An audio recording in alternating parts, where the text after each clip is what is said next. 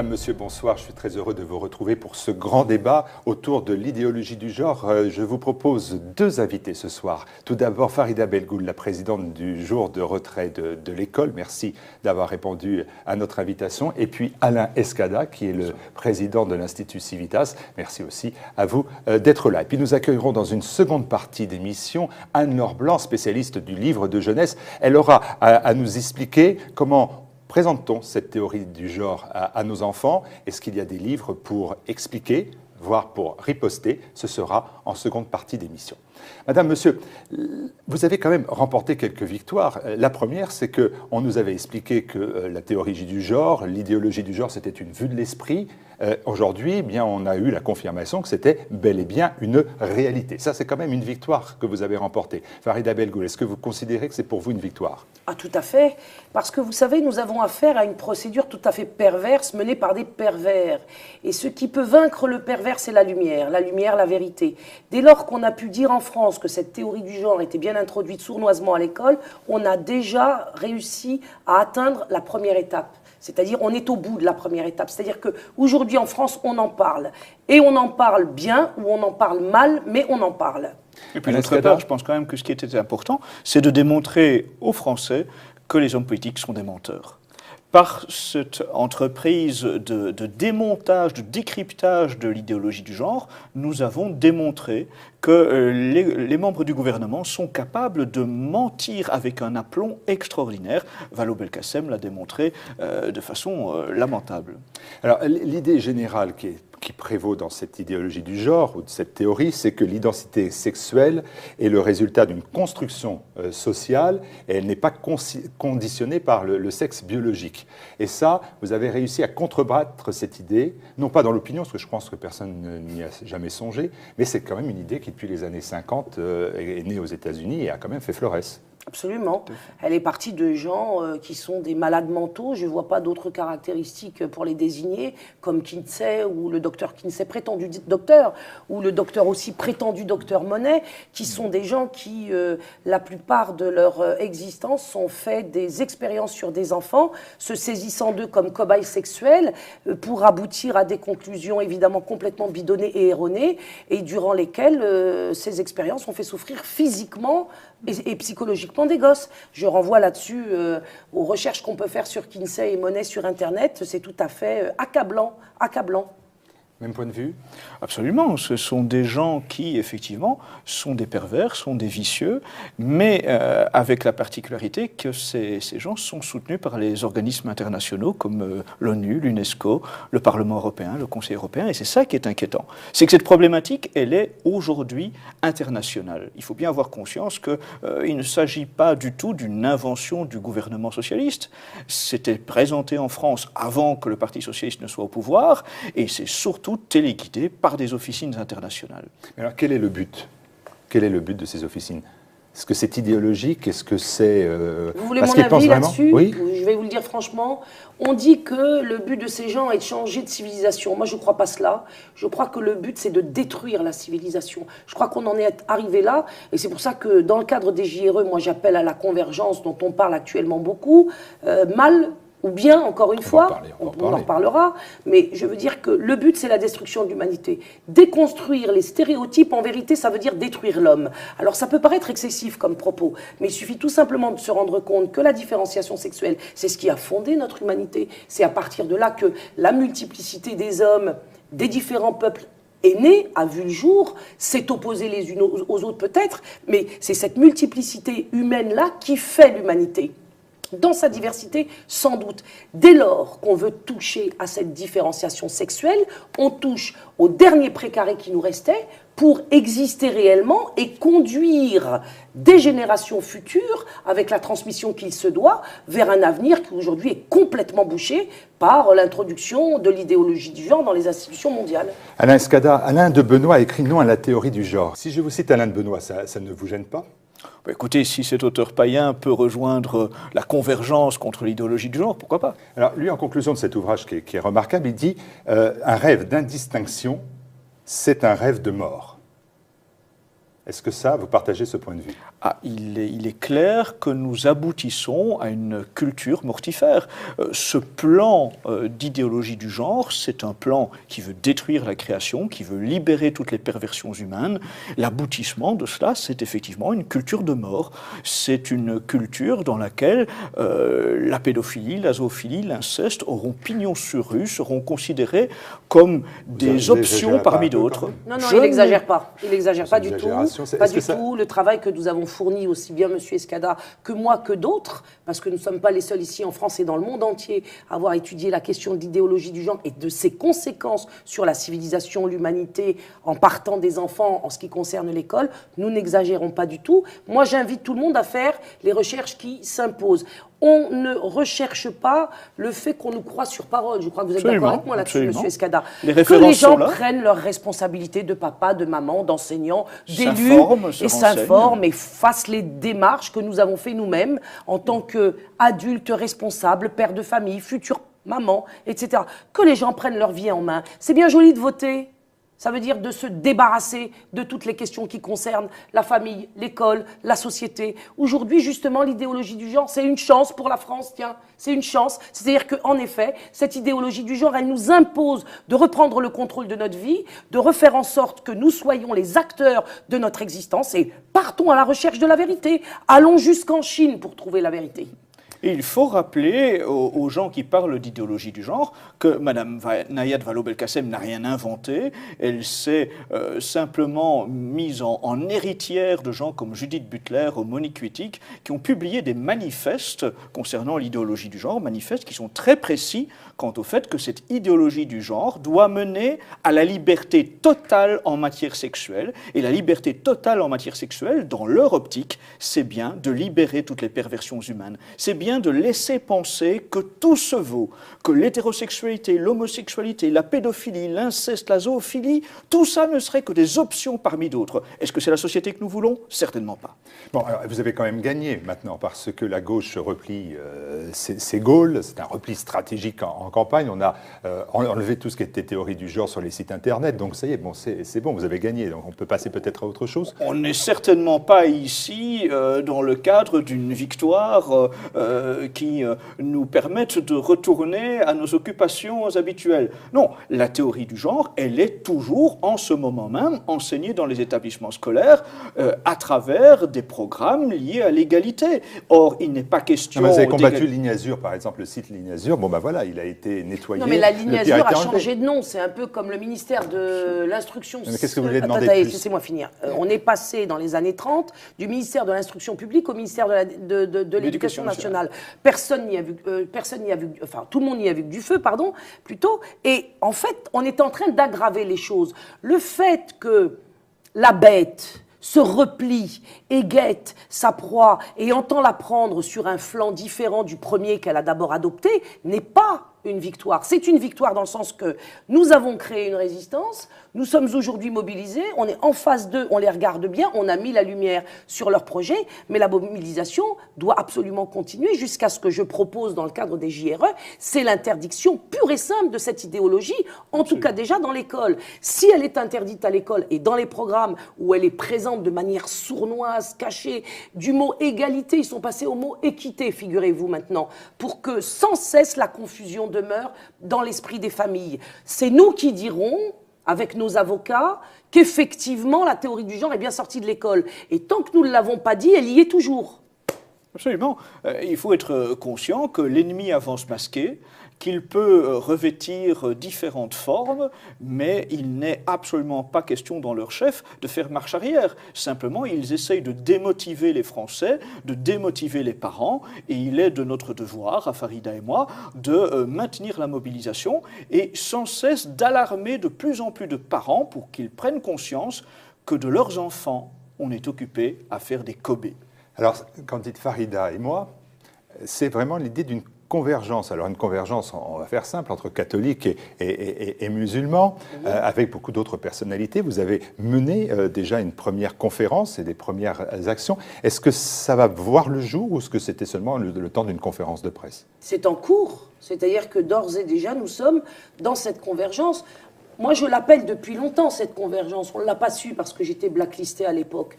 Mais en novembre 1989, lorsque j'étais secrétaire général de Radio Beurre, je ne l'ai pas été longtemps parce qu'on m'a vite combattu. J'ai préconisé, lors de mon départ et de ma démission, que justement, le dialogue islamo-chrétien trouve tribune à Radio Beurre, qu'il n'a pas trouvé. Mais le fait que je milite pour cette convergence-là, dans ma vie, c'est vieux déjà de 30 ans. J'ai d'abord, après la marche des beurs, à laquelle je n'ai pas participé, contrairement à ce que tout le monde croit, proposé et lancé cette initiative qui s'appelait Convergence 1984, en 1984 en effet. Et je me retrouve aujourd'hui dans une convergence avec les catholiques, mais pas uniquement, j'appelle aussi les juifs, les protestants, et voire les athées, lorsque les athées veulent nous rejoindre, parce que je reconnais quand même une chose que je déplore, c'est que les athées sont plus sensibles à l'idéologie mortifère de l'idéologie du genre. J'en tiens compte. On me dit, oui, c'est un mouvement de religieux, d'intégristes, mais je refais avec ce qu'il y a sur le terrain de mobiliser. Je suis une maman, je suis une enseignante et je suis une militante depuis longtemps. Et face à ce danger-là qui est gravissime pour les enfants, et au travers de ce danger pour les enfants, pour l'humanité tout entière, il faut bien comprendre que c'est l'humanité, le sort de l'humanité qui est en jeu, même si on donne l'impression d'exagérer quand on le dit. Il s'agit effectivement du sort du monde qui est actuellement dans les mains des familles. Est-ce que le peuple, en France et ailleurs, mais nous sommes en France, va prendre en charge ce combat, gagner, et à partir de la France, comme je le dis souvent, emporter les victoires qui vont aider le monde entier à nous rejoindre, parce que la France est un modèle.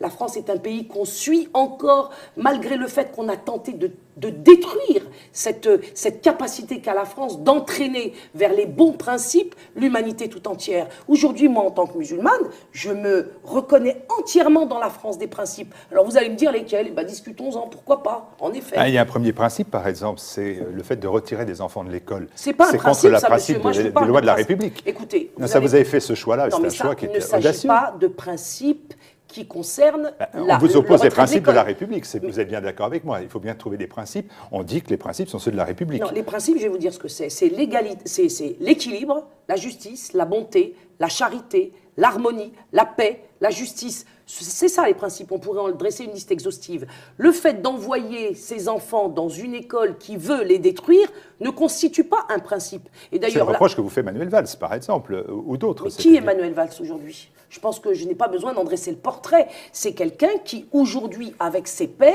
est en train de mener une politique en France qui détruit la France. Tout simplement. Et Alain Escada, vous entendez-vous aussi la petite musique qui dit, bon ben voilà, c'est le rassemblement des catholiques de tradition, qui sont traditionnalistes, qui sont intégristes, qui sont donc extrémistes, avec les musulmans qui sont donc je connais ce discours. Je vous ai fait bien sûr, la liste niveaux, des listes. D'abord, je tiens à préciser, je l'ai déjà fait lors de la conférence de presse que nous avons tenue avec Farida Belgoul, qu'on a relaté aussi, que vous avez relaté, et je vous en remercie. Je tiens à répéter que il ne s'agit pas d'un front des intégrismes, il ne s'agit pas de faire de l'œcuménisme, il ne s'agit pas de faire du syncrétisme religieux. Il s'agit que des gens de bonne volonté convergent dans une même action pour la défense des enfants. Si nous laissons les enfants, les âmes innocentes de nos enfants être souillées par des pervers qui aujourd'hui occupent les hautes fonctions de l'État, eh bien, je pense que devant Dieu, nous aurons des comptes à rendre. Et il n'y a pas ici pour autant d'abandon de nos principes. En tant que catholique traditionnaliste, je ne fais aucune concession quant à ma doctrine ou à ma religion. Concession. Moi, j'ai cru comprendre que Civitas, c'était plutôt l'islam n'est pas compatible avec la France. Et vous considérez que ce combat-là, avec des musulmans, c'est compatible? Je parle de politique, et en l'occurrence, ici, il y a une réalité. Les musulmans des familles musulmanes, aujourd'hui, sont en France. Aujourd'hui, à cette heure, il y a des dizaines de milliers de familles musulmanes qui sont ici. Il faut en tenir compte pour qu'il soit possible que ces familles, un, défendent leurs enfants, c'est du droit naturel de ces familles, deux, que dans une saine convergence, eh bien, compte tenu qu'elles sont ici, elles œuvrent aussi au bien commun. Et Farida Belgoul, vous ne considérez pas non plus que cette convergence, ça pourrait être en fait la confusion des genres, si vous me permettez l'expression? des genres. Vous parlez encore de syncrétisme, de prosélytisme réciproque. Qu'est-ce que vous voulez que je vous dise? Pendant des années, on a tout fait. On a tout fait, mais je vous y réponds. D'accord. Pendant des années, depuis 30 ans ce qui me concerne, on a tout fait pour que je ne rencontre pas Alain Escada. J'ignorais même son existence. Pensez-vous que c'est normal que nous soyons dans la même société sans nous connaître et sans nous confronter les uns aux autres? C'est vraiment de l'ordre de la nécessité aujourd'hui de franchir des obstacles qu'on nous a imposés, dont on ignorait même l'existence. Ce sont des obstacles dont j'avais même pas idée qu'ils étaient sur le territoire. Moi, figurez-vous que les catholiques, pour moi, c'était des gens comme Christian Delorme, qui n'avait de chrétien qui était à la marche des beurs, lui, c'est ça? Oui, qui n'avait de chrétien que sa volonté de nous entraîner par une pseudo-charité, parce que celle-ci était fausse, vers les filets du Parti socialiste. Voilà l'image que j'avais du christianisme, moi, lorsque j'avais 20 ans et 25 ans. Je n'avais pas idée qu'il y avait des chrétiens, voilà, des chrétiens, pas crétins, voilà, puisqu'effectivement, Christian Delorme était un crétin, fichu chrétien, qui nous a entraînés pendant très longtemps, nous les enfants de l'immigration de la deuxième génération, vers les ornières où nous sommes tous tombés et où nous sommes devenus des proies pour le rap et maintenant pour l'idéologie du genre. Et quand je dis le rap et l'idéologie du genre, j'ai oublié aussi de parler de l'illettrisme, où là encore, grâce à des gens qui sont de très très bonne volonté œcuménique, ce qui n'est pas le cas de M. Escada, et c'est ce que je respecte en lui, c'est que quand j'ai en face de moi Escada, j'ai en face de moi un homme debout qui tient sur ses positions et qui m'affronte là où nous ne sommes pas d'accord, et encore qu'on n'a pas le temps en ce moment d'en parler, des points de divergence, je vous dirai franchement. Je ne vais pas vous raconter d'histoire, nous n'avons pas le temps parce que nous sommes mobilisés, lui et moi, sur le pont pour sauver les enfants. Et pour sauver les enfants, c'est un travail qui, aujourd'hui, se trouve confronté à la trahison des clercs, aussi bien du côté des musulmans que du côté des chrétiens. Alors quand moi, j'ai en face de moi un catho, pour parler comme on parle maintenant dans la société moderne, quand j'ai en face de moi un catho qui, à mes côtés, parce que je suis diabolisé autant que lui, me dit finalement, on a en commun cette convergence, et notre but, effectivement, il est commun devant Dieu, parce que lui et moi, on se réfère à Dieu, alors que Christian Delorme, il se réfère au Parti socialiste. Je veux dire qu'il y a une différence considérable. Pardon ? Il a bien fait de venir, c'est sa fête. Il se référait au Parti socialiste. Je l'appelais mon père, ce curé-là, et il me répondait « Je m'appelle Christian » ou « Appelle-moi Christian ». Je voudrais ajouter aussi qu'on ne fait pas du tout pour autant le déni de nos différences, voire de nos antagonismes. Simplement, aujourd'hui, il y a une bataille à mener et nous sommes suffisamment intelligents pour la mener de front contre un adversaire commun. Mais quand on ouvre la convergence, on a des exigences après. Si un jour on vous dit, et on va vous le dire, on va dire, mais Farida Belgoul, d'accord, on a une convergence sur ce point-là, mais par exemple sur la liberté religieuse dans le monde musulman, qu'est-ce que vous faites? À quoi vous servez? Qu'est-ce que je peux faire? Est-ce que vous êtes d'accord? Écoutez-moi, si je vous fais une déclaration tout de suite, ça ne changera pas la question dans le monde. Pensez-vous que mais sur la liberté... Moi, je viens d'un pays... une exigence. Mais je comprends que c'est une... Moi, je viens d'un pays où j'ai passé 3 ans, qui est l'Égypte. Je suis dans un quartier où chrétiens et musulmans vivent ensemble. Lorsque mon pharmacien musulman me parle avec moi, il me dit « C'est pas vrai, chrétiens et musulmans en Égypte, nous sommes comme ça. Nous sommes les trames du même tissu de ce pays-là. C'est la politique qui nous a conduits, les uns et les autres, à nous jeter les uns sur les autres. » Et c'est là où, effectivement, en France, on peut se poser aussi les questions de la même façon. Est-ce que nous avons des principes communs? Lesquels, à partir desquels, en effet, on peut construire, notamment... un mouvement qui puisse sauver les enfants de l'idéologie du genre. Est-ce qu'il y a de différents? C'est différent. Est-ce que la différence conduit à la guerre? On a connu des époques où des empires entiers arrivaient à gérer des secteurs différents de leur empire sans que pour autant les gens entrent en guerre civile. C'est ce que je souhaite. Moi, je déplore que des musulmans dans le monde puissent s'attaquer à des chrétiens, et je déplore qu'en France, des chrétiens viennent me dire qu'il n'est pas question de faire l'alliance avec des catholiques comme Escada. Quand un téléspectateur TV Liberté nous écrit en disant « En fait, vous avez trouvé en Farida Belgoul la possibilité de vous exprimer parce que, en gros, quand les professeurs sont avec les élèves, les professeurs, ils ont peur des musulmans, des parents musulmans, alors que quand ils ont des parents cathos, c'est les parents cathos qui ont peur des profs. Est-ce que vous avez besoin de Farida Belgoul pour enclencher ce combat? Vous savez, je vais répondre d'une façon... c'est une question difficile. Je vais répondre d'une façon détournée. Aujourd'hui, il y a des milieux laïcistes en France qui voient d'un très mauvais œil cette convergence. Et ces milieux laïcistes, aujourd'hui, peuvent avoir également pignon sur rue dans ce que l'on considère être la droite nationale.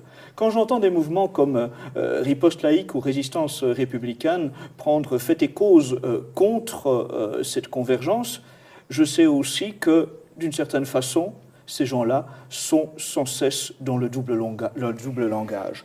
Parce qu'il faut quand même rappeler que si l'immigration elle a le poids qu'elle a aujourd'hui en France, c'est parce que cette République laïque a voulu tout cela. Si la France avait été catholique, est-ce qu'elle aurait été chercher de la main-d'œuvre étrangère à un moment où du grand patronat apatride voulait avant tout faire des gros bénéfices ? Si la France avait été catholique, elle n'aurait pas choisi cette voie-là. Mais cette République laïque, qui est toujours pieds et poings liés à ce patronat apatride, eh bien oui, ces milieux laïcistes-là, qui sont aussi à coquiner avec les francs-maçons, eux, ils sont responsables de cette immigration. Et je vais essayer de leur donner la parole à travers moi, alors. Comme ils sont mis en cause, ils ne sont pas dans le débat, on va essayer de les évoquer. J'ai Elisabeth Lalsar, par exemple, qui a écrit un très bel ouvrage qui s'appelle « Pas de voile pour Marianne ».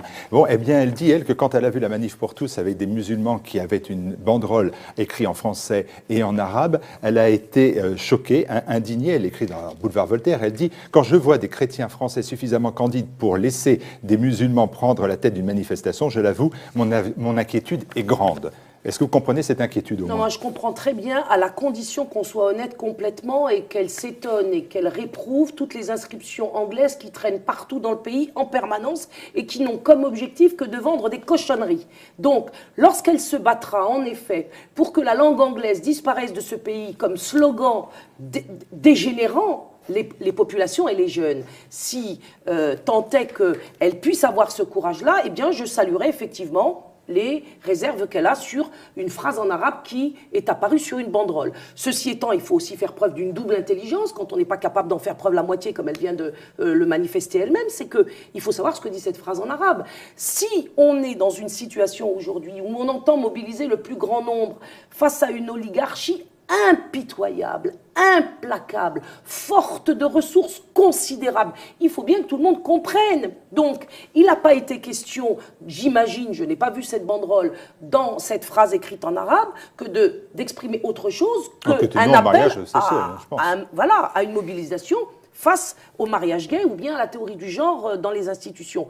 Donc, que cette dame, dont j'ai déjà oublié le nom, monte le cheval, Elisabeth, monte le cheval de la lutte de la présence de l'anglais dans le pays de cocagne dans lequel nous nous trouvons, d'autant plus que cette présence de la langue anglaise est là pour asservir toutes les populations, toutes les religions, toutes les philosophies qui se trouvent ici. C'est du mondialisme complet que la présence de l'anglais aujourd'hui dans un pays comme la France, et pas seulement en France, c'est pas cette petite phrase en arabe dans une banderole par hasard un jour du calendrier sur 10 ans qui va nous islamiser la France comme le prétendent les imbéciles de République laïque ou de je ne sais trop quoi, riposte machin là. Je voudrais ajouter que la critique est faite vis-à-vis d'une manifestation qui est organisée par la Manif pour tous. Or, effectivement, je pense que là, il y a eu une équivoque. C'est-à-dire que l'équivoque qui m'a sauté aux yeux depuis le début de la Manif pour tous, c'est que les organisateurs n'ont cessé de demander à des musulmans d'y participer en tant que musulmans, à des juifs d'y participer en tant que juifs, et en même temps, le langage était toujours que les catholiques, eux, ne devaient pas y participer en tant que catholiques. Et ça, effectivement, c'était regrettable. Est-ce que vous pensez que Brigitte Bardot, au congrès de l'UOIF, par contre, c'était dommageable aussi pour la Manif pour tous à cette époque-là? Alors, la question, à mon avis, n'est pas de prendre ou non la parole à l'UOIF, mais ce qu'on y dit. Tout est dans le langage que l'on tient.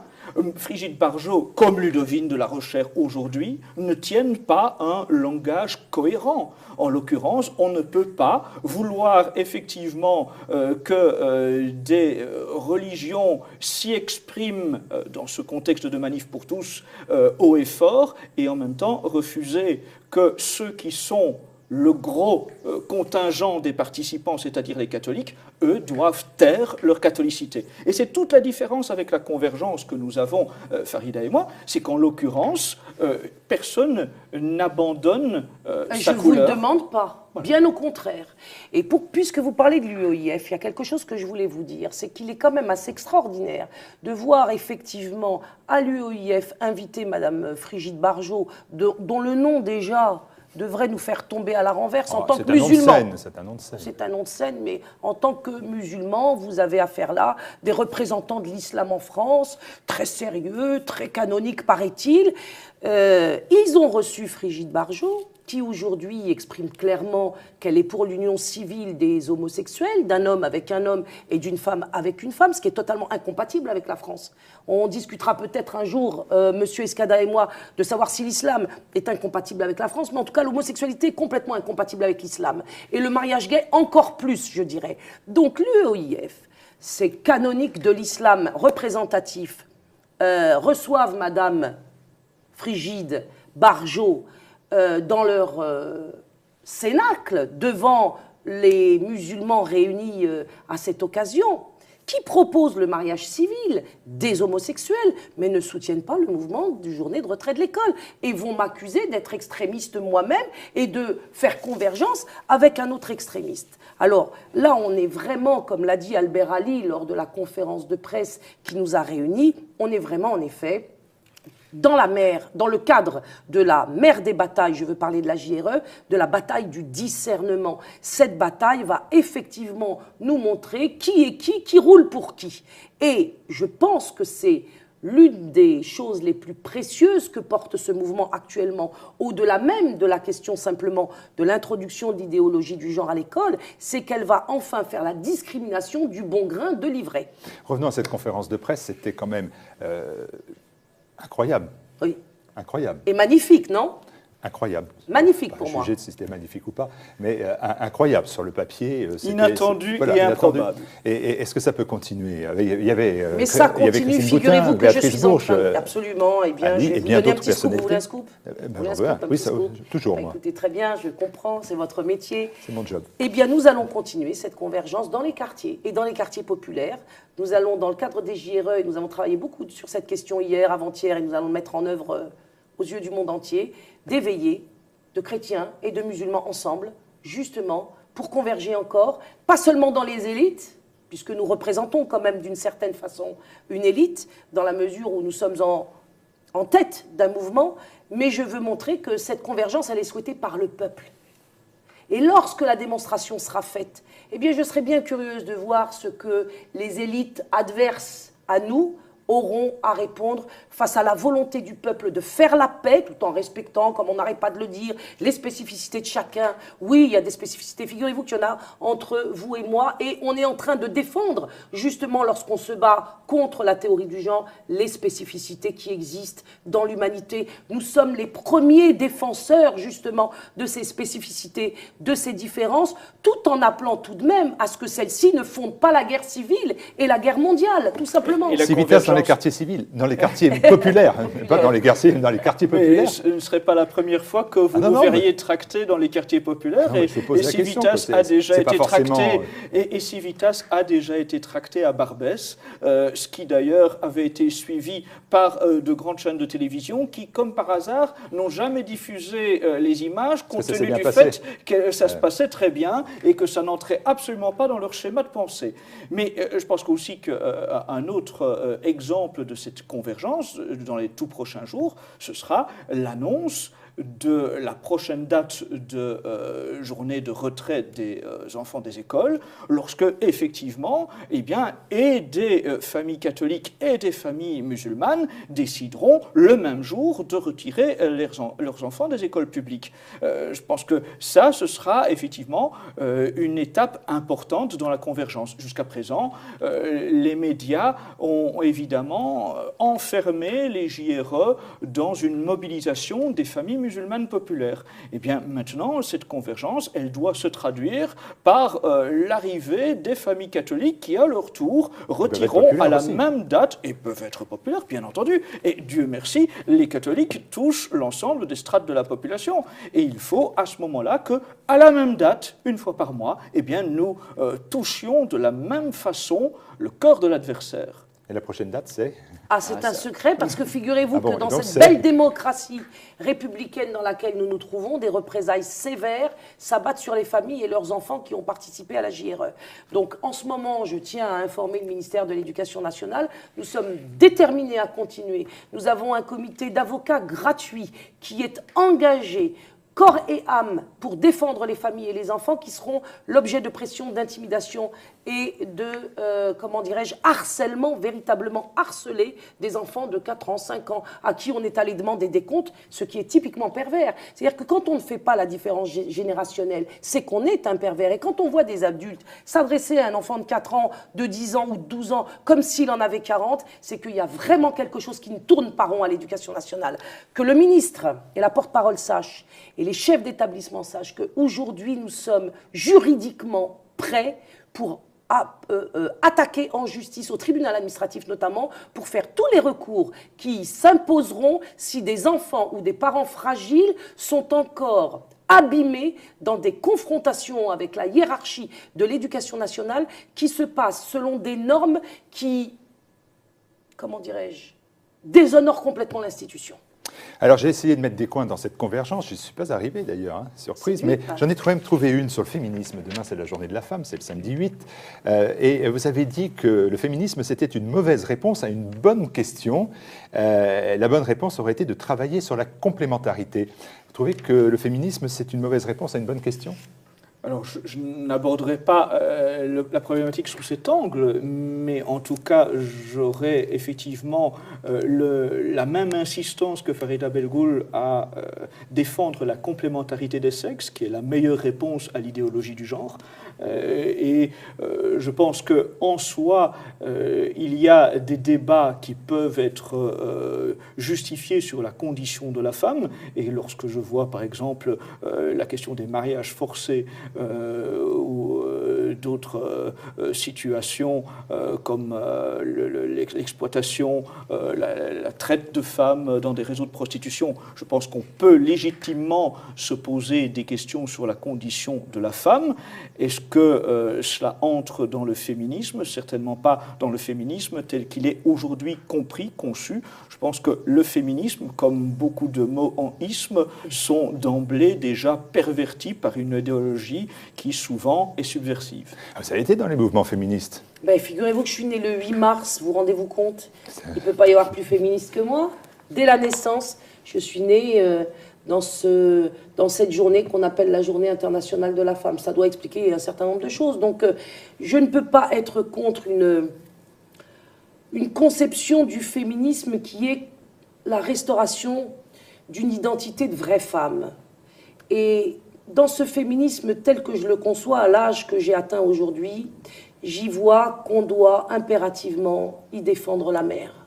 Je ne pense pas aujourd'hui qu'une femme, sauf accidentellement, parce que la nature fait ce qu'elle veut quand elle le veut, mais je ne pense pas qu'une femme puisse réellement s'être réalisée pleinement si elle n'a pas été mère. Donc, pour moi, le féminisme, c'est vraiment être une maman, et une maman fidèle à ses enfants. Je voudrais dire que toutes les mamans aujourd'hui qui s'interrogent sur la question de savoir s'il faut défendre ou non leurs enfants de cette idéologie, eh bien, de manière un peu dure, je vais leur dire que si elles ne le font pas, elles trahissent leurs enfants et leur mission de mère. Il me paraît extrêmement important aujourd'hui d'être féministe d'une manière qui sauve l'humanité. Parce que si être féministe, ça veut dire détruire l'humanité, alors je ne peux pas du tout m'associer à ce type d'idéologie. Si en revanche être féministe signifie que nous reconnaissons le rôle fondamental de la mère, et à partir de là, les droits qui vont avec cette posture, cette position, cette mission de mère, qui doit être respectée par le mari, le père. Moi je crois qu'un bon père n'est pas un mauvais mari. Je crois qu'on peut se retrouver justement en tant qu'homme et femme pour construire de bons foyers dès lors que nous prenions en charge réellement les missions premières qui sont les nôtres en tant qu'hommes et femmes, c'est d'être un bon père, effectivement, et une bonne mère.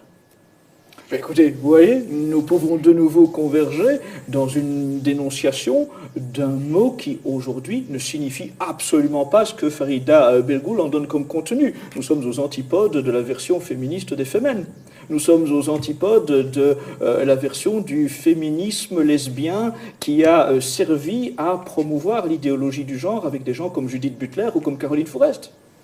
Merci beaucoup. On va accueillir dans quelques instants Anne-Laure Blanc. J'indique à nos téléspectateurs qu'Anna Escada a publié un ouvrage qui s'appelle « Théorie du genre, l'idéologie qui voulait détruire la création ». Excellent ouvrage que je recommande vivement. C'est la convergence. Non, mais je dis vraiment ce que je pense. Hein. Ne croyez pas que je sois en train de porter un masque ou jouer un rôle. J'apprends à vous connaître et je vous donne acte de cela. Voilà, c'est gentil.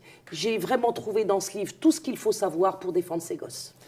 C'est aux éditions Civitas. Et puis alors, vous avez un ouvrage, mais il n'est pas là parce qu'il est en impression. C'est cela.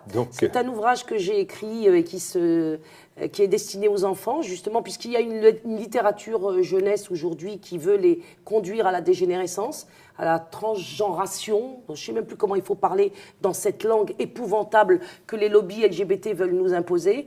Moi, j'ai écrit un ouvrage dessiné par Hugo, le dessinateur, qui s'appelle « Papa porte un pantalon et maman porte une robe ». Vous voyez, moi, je veux, comme je l'ai dit au Forum politique chrétien, très audacieux. À l'heure qu'il est, aujourd'hui, c'est très audacieux.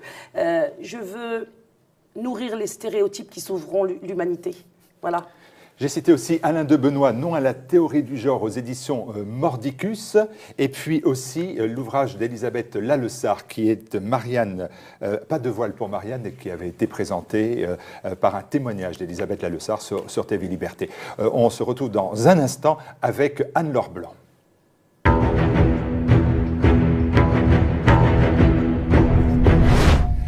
Poursuivons notre débat et je reçois Anne-Laure Blanc qui est écrivain spécialiste de la littérature jeunesse.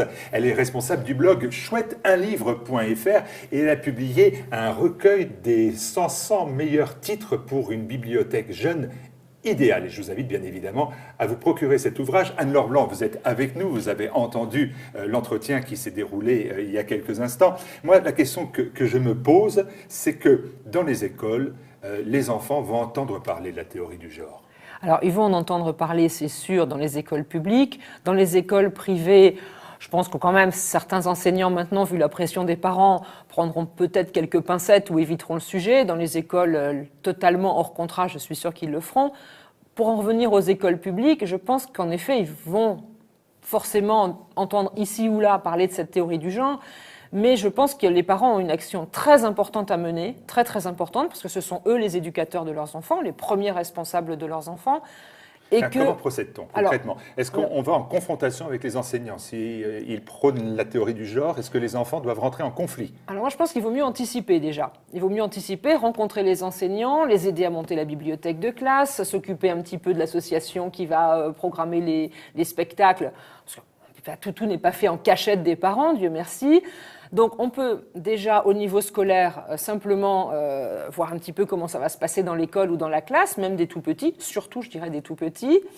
On peut aussi à la maison expliquer aux enfants que il y a de très belles choses dans le monde, qu'on peut leur montrer de très belles images, leur montrer des belles statues, leur montrer des beaux livres, leur expliquer ce que c'est qu'une famille unie, dans laquelle c'est l'amour qui comptera le plus, l'amour, la tendresse, l'affection, tous ces beaux sentiments. Et que le reste, malgré tout, quand ils auront vu une belle maternité ou une belle Marie avec l'enfant Jésus dans les bras, je pense que la maîtresse toute nue, ça les intéressera absolument plus. D'autant plus aussi, il y a un petit détail, c'est que les enfants préfèrent les animaux habillés aux adultes à poil, et que donc on va appeler à la rescousse évidemment les familles de babards, les petits lapins, les souris, les nounours, et leur montrer d'avance, les construire autour d'une idée d'une famille unie, d'une famille dans laquelle on s'aime, une famille dans laquelle on se respecte. Donc, principe de précaution, tout à fait. On rencontre le professeur, oui. Principe de d'anticipation. Tout à fait. On prépare le terrain. Et est-ce qu'il y a des supports, des livres que l'on peut déjà proposer aux parents pour leurs enfants et qui leur permettent d'avancer sur une vision, disons, traditionnelle de la famille? Alors écoutez, les maisons d'édition catholiques proposent plusieurs ouvrages concernant justement, disons, l'initiation à tout ce qui tourne autour de l'amour, hein, et pas forcément de la sexualité justement, mais de l'amour, notamment des livres d'Ignès Pélissier du Rosas, S'il te plaît maman, parle-moi d'amour, c'est aux éditions Saint-Paul. Et donc ça aux éditions Saint-Paul, qui est spécialisé d'Ignès pour les jeunes Pélissier filles. du Rosas. Voilà, les jeunes filles de 9 à 13 ans, il y a une version plus élaborée, plus complète pour les enfants en famille. Christian Flavini, qui a signé une belle chronique récemment dans Le Monde, qui est un pédopsychiatre, dit « Je veux papa et maman ». Il s'élève contre le fait qu'on peut séparer, avoir 2 papas, 3 mamans, etc. Pour lui, c'est un papa et une maman.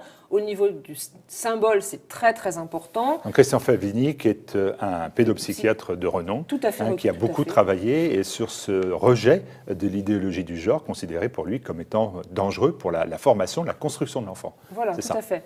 Donc là, je pense que ce sont des lectures pour les parents, ce ne sont pas des lectures qu'on va partager avec les enfants. Oui, alors les enfants, est-ce qu'il y a un petit livre, moi pas à poil, papa s'habille en garçon et maman s'habille en fille? Non, mais vous avez tous les ans 9000 titres jeunesse qui sortent, donc je pense que 9000 titres jeunesse qui sortent tous les ans en France. Et votre blog chouetteunlivre.fr voit les 9000? Non, j'en cite 4 par semaine. 4 par semaine? Tous positifs. Ah oui. Tous faciles, agréables à lire, tous ou instructifs ou délassants, quelquefois souvent drôles, hein, ce ne sont pas des livres de classe, ce ne sont pas des livres scolaires, c'est une approche très générale de la littérature enfantine, mais toujours dans un sens positif. Et je pense que l'important, c'est justement d'arriver à regrouper les bonnes pratiques, que les familles se regroupent pour trouver les bons titres de livres. Les lire toujours avant, c'est très important. Ne laissez pas vos enfants lire un livre que vous n'avez pas lu auparavant. Pour les tout petits, c'est facile. On peut de toute façon inventer autre chose que le texte, au cas où. Et pour les plus grands, lisez-les, ça va souvent assez vite, c'est toujours très plaisant. Et faites attention aux livres qu'ils vont emprunter à la bibliothèque. Un enfant a le droit et le devoir de ne pas aimer tous les livres. Si un livre ne lui plaît pas, il doit savoir argumenter, expliquer pourquoi il ne l'a pas aimé. Ne serait-ce que parce que les dessins ne lui plaisent pas. Les illustrations peuvent être très laides. Donc cherchez des beaux livres, des livres vrais, des livres simples, des livres écrits en bon français. Est-ce qu'on a un peu cette tentation, on a eu, vous et moi, des enfants, et on a cette tentation de reprendre les bons vieux Sylvain et Sylvette, si j'ose dire, dont on est sûr qu'il n'y aura pas de bobo, plutôt que le livre qui vient de sortir, dont on est toujours un tout petit peu inquiet. Est-ce qu'il faut faire ça? Pas forcément. Parce que c'est la facilité. Pas forcément, parce qu'il y a eu une sédimentation. C'est la facilité, c'est ça que vous me dites. Non, il y a une sédimentation, c'est-à-dire les livres qui nous ont plu ne plaisent pas forcément à nos enfants, ça c'est sûr. Les très classiques, bon, je citais les Babar tout à l'heure, ça dépassera de toute façon les générations. Bon, Sylvain et Sylvette, Benjamin Rabier, j'en suis moins sûre. Il y a des livres d'enfants pour adultes maintenant, c'est-à-dire pour cultiver la nostalgie. On peut trouver, il y a de très très beaux livres. Récemment vient de sortir, c'est Émilie Vast, vient de sortir un petit livre En t'attendant, qui est un petit bijou où la maman attend. On ne dit pas que la maman attend son bébé. Elle a vu la chrysalide devenir papillon, elle a vu le tétard devenir grenouille, et à la fin, elle dit, voilà, maintenant tu es né, je vais te montrer tout ce que le monde a de beau autour de nous. C'est ravissant, c'est sorti, je crois, chez Mémo Édition, et il n'y a aucun problème, ce livre peut être lu par tout le monde. Donc vous voyez, moi je suis assez optimiste. Non, je suis assez optimiste. Par contre, si vous n'avez pas le temps de choisir, fiez-vous à d'autres personnes qui choisissent aussi, qui vous aident. C'est mon livre, 1, 2, 3, mon livre. Il y a plusieurs blogs de lecteurs bienveillants qui peuvent aider les parents à choisir. Merci beaucoup. Et donc, chouetteunlivre.fr, c'est la possibilité d'aller tout de suite vérifier. Il y a 1 millier de bons titres à lire et à découvrir. Et c'est cela que vous devez utiliser en priorité. Merci beaucoup, Anne-Laure Blanc. Merci de votre visite. Merci beaucoup. Donc, c'est de 3 ans à 15 ans, à peu près. Parfait. Merci. Merci.